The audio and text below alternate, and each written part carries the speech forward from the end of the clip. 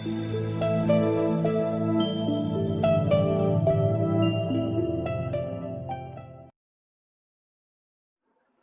everyone, I am Akash Pal, a trainee at Impact Academy. Today I am going to discuss about machine learning. So let's start with the slides. So you can see that it is going to be presented by me. Proceeding to the next slide. Here in this slide you can see the contents. Contents means which are covered in this presentation.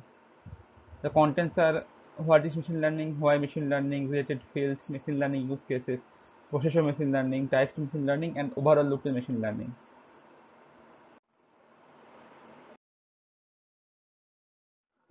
So at first the question is, what is machine learning? So machine learning is an application of artificial intelligence that provides system the ability to automatically learn and improve from experience without being explicitly programmed. Machine learning focuses on the development of computer programs that can access data and use it learn for themselves. So the definition given by Arthur Samuel in 1959 is the subfield of computer science that gives computers the ability to learn without being explicitly programmed. That is machine learning. Machine learning basically using data for answering questions. Using data is the training portion and answering questions is the prediction portion. So proceeding to the next slide. Now the question is, why machine learning? So this era is the era of data. Data is the lifeblood of all business. Data-driven decisions increasingly make the difference between keeping up with competition or falling further behind. Machine learning can be the key to unlocking the value of corporate and customer data and enacting decisions that keep company ahead of competition. So that slide is related fields. So we all know that machine learning is a subset of AI, and AI also the subset of computer science. And there is also a subset which is deep learning, that is the subset of machine learning. So and implement the machine learning, deep learning, and AI, all these things, we need the help of data science. So proceeding to the next slide, which is of machine learning.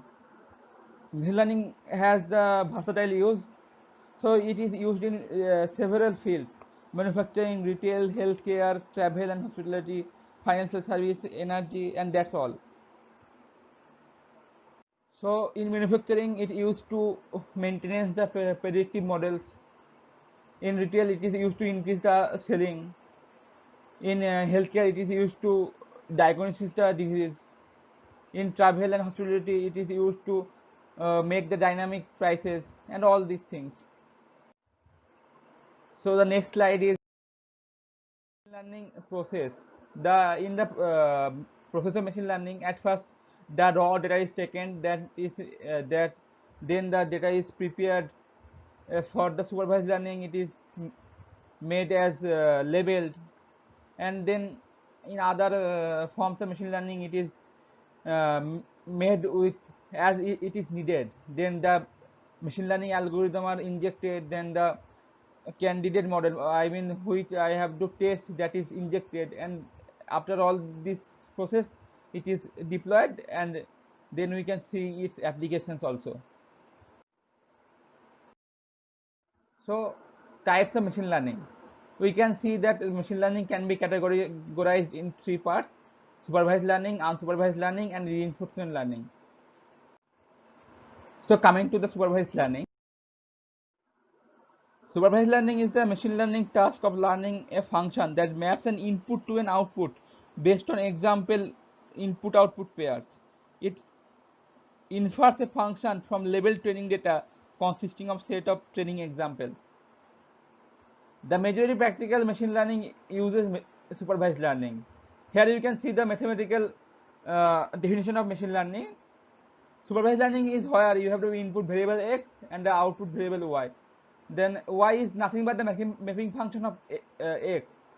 The goal is to approximate the mapping function so well that when you have new input data x, that you can predict the output variable y for that data.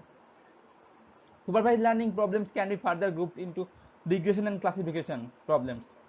Classification problem is when output variable is category such as red or blue or disease or no disease, and regression problem is when the output variable is real value such as dollars, weight.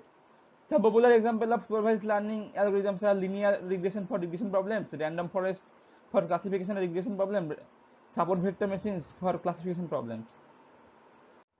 So now going to the supervised learning diagram,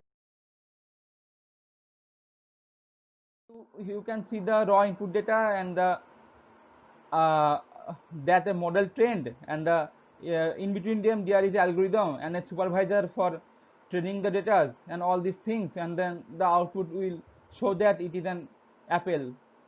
So that's all about supervised learning. So going to the unsupervised learning. In unsupervised learning there is no as such as like output variables. It is only the grouping the input data. It is like segregating or differentiating between different input data on basis of their characteristics. Unsupervised learning is where you only have input data X and no corresponding output variables. The goal of unsupervised learning is to model the underlying structure and or distribution of the data in order to learn more about the data. Unsupervised learning problems can be further grouped into clustering and association problems. Clustering problem is where you want to discover the inherent grouping in the data, such as grouping customers by purchasing behavior. Association rules learning problem is where you want to discover rules that describe large portions of your data, such as people that buy X also tend to buy Y. Some popular examples of unsupervised learning algorithms are K-means for clustering problems and a priori algorithm for association rule learning problems. So going to the unsupervised learning diagram, you can see the different types of input data which are unlabeled, which are which are not known to the computer. Then there is interpretation and unsupervised learning algorithm, and there is processing. And after all these things, here you can see the output. Output means that all the input data are differentiated or segregated into the on the basis of their characteristics like color, their smell, their shape, and all these things. So next, going to the reinforcement learning.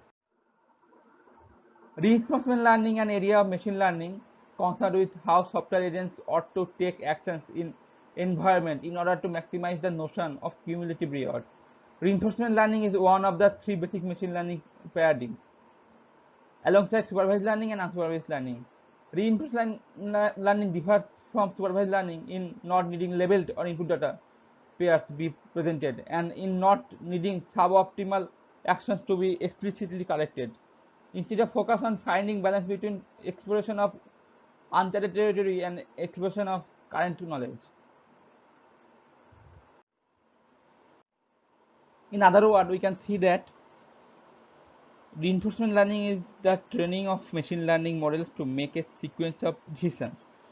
The agent learns to achieve a goal in an uncertain, potentially complex environment. In reinforcement learning, an artificial intelligence faces a game-like situation.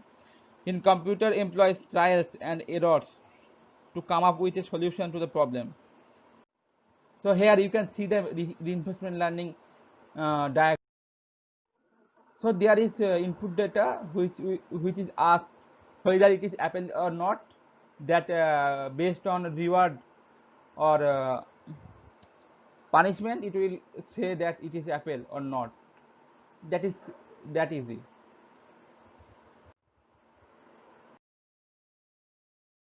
So here you can see the comparison between supervised learning and unsupervised learning. In supervised learning, you can see the data are grouped into some groups, and in unsupervised learning, you can see that the data are not grouped; they are scattered or undistinguished from. So here is the overall look at machine learning. So here you can see that machine learning has three parts: supervised learning, unsupervised learning, and reinforcement learning. You can see the use of supervised learning in classification. It used to fraud detection, image classification, customer retention, and diagnosis. And in regression, you can see it is used for forecasting, prediction, process optimization, and new insights. And in the use of unsupervised learning for clustering, you can see recommended systems, targeted marketing, customer segmentation, and you can see the dimensional reduction part of unsupervised learning, that is visualization, meaningful compression, structure discovery, and feature elicitation. And you can see the use of reinforcement learning, that is game AI, learning tasks, skill acquisition, robot navigation, and real-time decisions.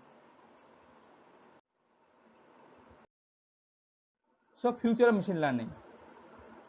So in future we can see improved unsupervised algorithm, increased adaptation of quantum computing, enhanced personalization, and rise of robots. So it is the time to conclude the whole presentation. Because of new computer technologies, machine learning today is not a machine learning of the past. It was born from pattern recognition and the theory that computers can learn without being programmed to perform specific tasks.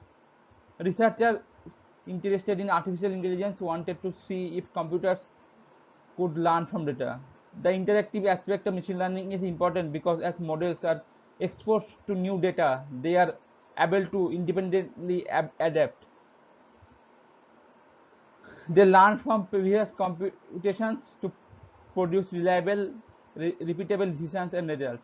It is a science that's now new, but one that has gained fresh momentum. So now we can acknowledge who helped me to do this kind of presentation. I am thankful to the founder, administrator, and principal teacher of Impact Academy, Mr. Sanjit Mazumder sir, for giving me the opportunity to speak about machine learning in this event. I am also thankful to my co-trainees and my classmates and for helping me throughout the presentation of and, and successful conduct of this event. So thank you everyone for your time.